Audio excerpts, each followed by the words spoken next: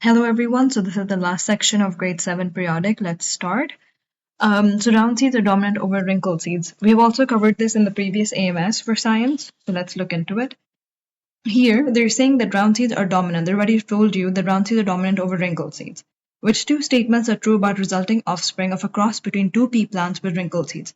Now remember, you're only going to see wrinkled seeds even when you read in your book Mendel's experiment, that whenever you read about the wrinkled seeds, they only show wrinkled seeds when both of the alleles that you're going to get are going to be R and R. They are both going to be small. They have to be both recessive for the wrinkled seeds to show. So what does that tell us about the parent plant?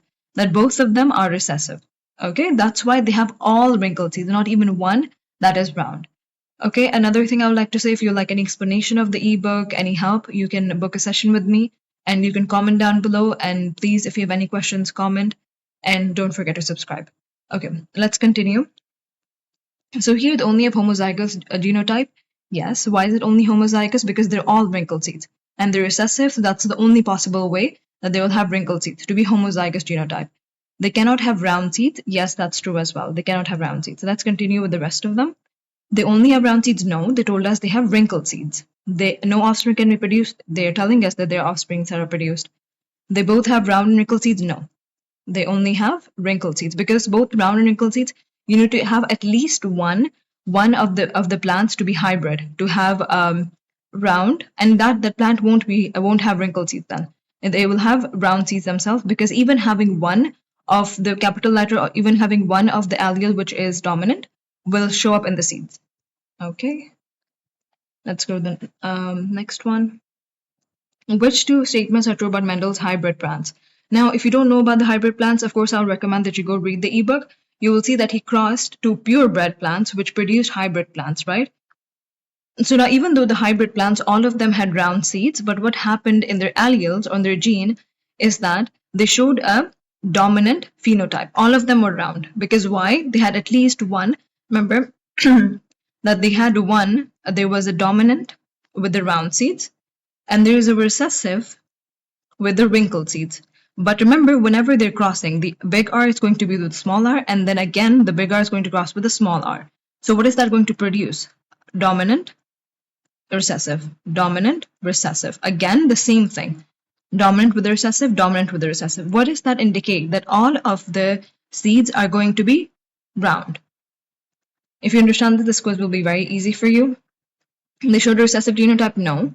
They had identical alleles for the trait? No. They were heterozygous for the trait. Why? Because we can see that one was dominant, the hybrid plants that themselves they're talking about.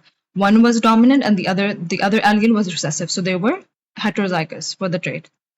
Let's go to the next one. They cannot be covered up. That's your dominant. They're represented by a letter. That's also dominant. Their homozygous and heterozygous individuals have the same phenotype.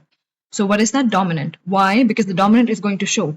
So even if they're heterozygous or homozygous, the dominant is going to overpower the recessive one. Homozygous, heterozygous individual have different phenotypes. That's recessive.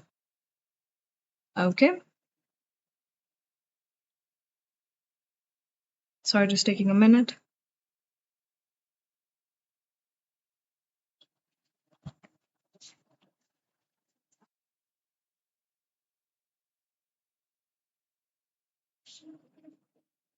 Okay, sorry, just give it a minute. Okay, here, hemophilia is a sex-linked recessive trait. This means the gene for hemophilia is located on the X chromosome because it's sex-linked. So it will be on the X or on the Y. It is represented at XH. Okay, if it's hemophilia, so the chromosome will have X and the small h. The normal allele has X, but with the capital letter H. A recessive allele cannot be masked in a male because he only has one X, right? So he can either get the normal one or he will get the hemophilia one. So either he will be healthy or he will be sick. So here you can see they're asking us which Punnett square shows the resultant female offspring inherited hemophilia. Now hemophilia is what? It is the small h, right?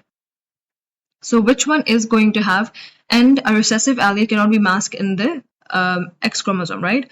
So what is it going to be? Here you can see in this one that there is a female, these two are female, right? They're asking which one in the female have hemophilia. So they have both XH, the small, and XH, again, small.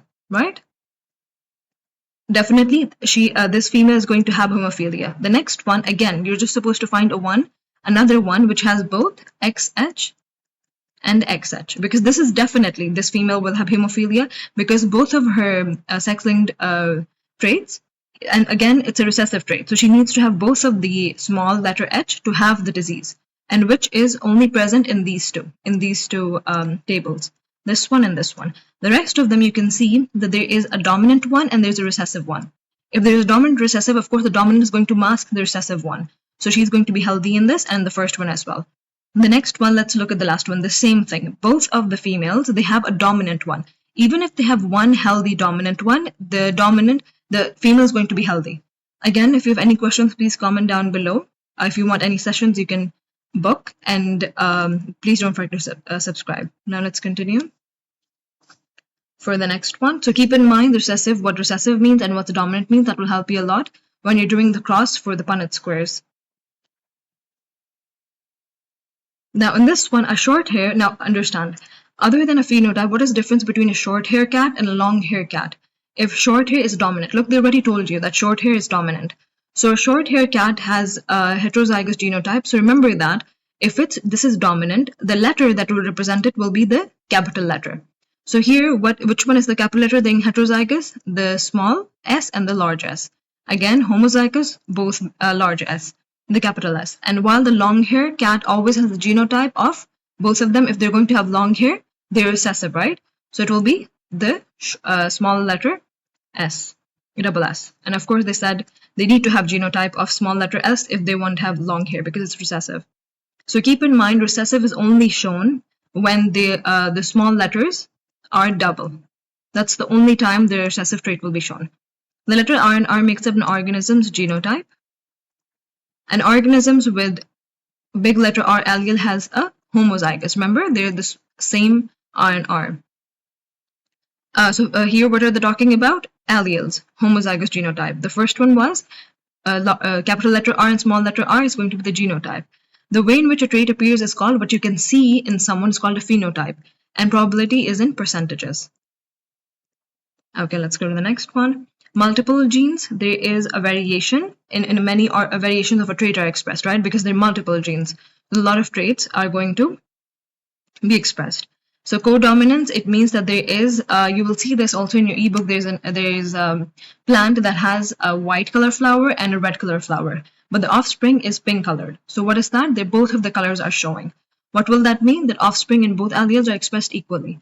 Incomplete dominance, heterozygote offspring with an intermediate phenotype. Okay, sorry if you need an explanation for the middle one. Codominance, offsprings in which both alleles are expressed equally.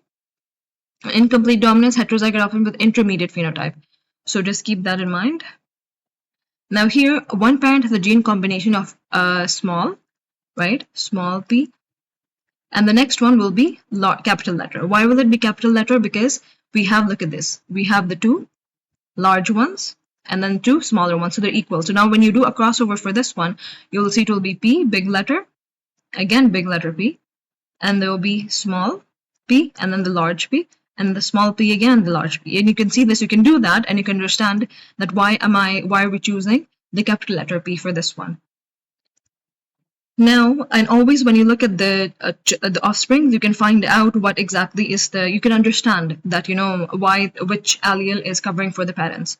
The phenotype of both parents is purple flower because purple is dominant and it's present in each of the alleles. All the offsprings have the purple flower phenotype. So the parents also is purple and also the offsprings are purple. So given the short hair is dominant over long hair in cats, what is the probability two cats with long hair have a kitten with short hair? 0. Because remember, short hair is recessive. So they're just going to have the small l and the small l. And they can't make one with short hair, because short hair they need to have the dominant allele, and none of them do. Mendel crossed two purebred plants having different phenotypes from the same trait to produce only hybrid offspring. So right, one was purebred for the dominant trait, and the other one was purebred for the recessive trait. And the last question, garden pea plants are easy to work with. They only have traits. They have many traits that show only two forms, right? So it's easier for you to see them. They produce a large number of offspring, so you can also figure that out, that what exactly is more dominant and which one is more recessive. Offsprings in a short amount of time. No one wants to wait a long time when they're doing an experiment because they want to find out if what they're observing is correct or not. That they are easy to breed. Pea plants are self-pollinating, which means that the pollen from the stamen of one flower lands on the pistil of the same one. Self-pollinating means that it's going to its pollen will be in its pistil. The pollen will go from its stamen to its pistil of the same flower. Okay, thank you for your time. Sorry if it was a bit longer. Good luck for your exam tomorrow. Don't forget to subscribe and comment if you have any questions.